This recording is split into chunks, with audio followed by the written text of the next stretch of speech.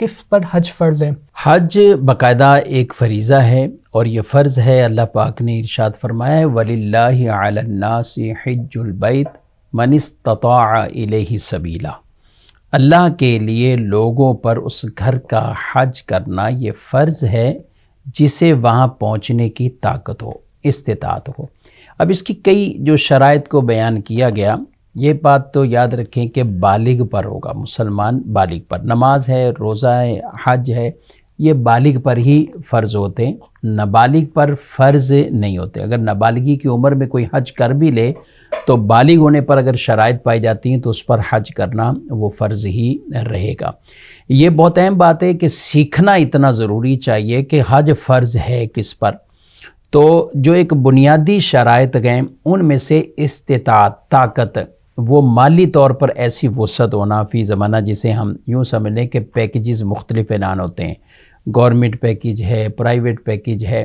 تو اگر کسی آدمی کے پاس اتنی رقم موجود ہے کہ وہ حج کر سکتا ہے، پیچھے جو فیملی اس کی ہے ان کے جو اخراجات اس پر لازم ہیں وہ ان کے لیے وہ اخراجات بھی رکھتا ہے، پھر بھی اس کے پاس اتنی رقم، اتنا اماؤنٹ موجود ہے، یا اسی طرح کوئی اور ایسی اس کی چیزیں ہیں جو حاجت سے زائد اس کی چیزیں ہیں، کئیوں کے پاس کئی پلاٹس ہوتے ہیں، کچھ اور چیزیں ایسی ہوتی ہیں کہ ان کی قیمت اس طرح، ان کی قیمت اتنی پہنچ جاتی ہے کہ اس پر حج فرض ہو جائے، تو یہ ایک بنیادی شرط اس میں ہوتی ہے۔ ہاں، عورتوں کے لیے ایک زائد ہوتی، اضافی شرط ہوتی ہے کہ عورتوں کے لیے مزید جو حج کے فریضے کے لیے کہ وہ محرم یا شوہر کے ساتھ بھی ہونا، یعنی مالدار تو ہے عورت لیکن اس کے ساتھ جانے والا کوئی نہیں ہے، اور اس نے کسی دوسرے ملک سے جانا ہے یا 92 کلومیٹر سے زیادہ سفر ہے جو کر کے اس نے حج کے لیے جانا ہے، تو ایسے سفر کے لیے چونکہ محرم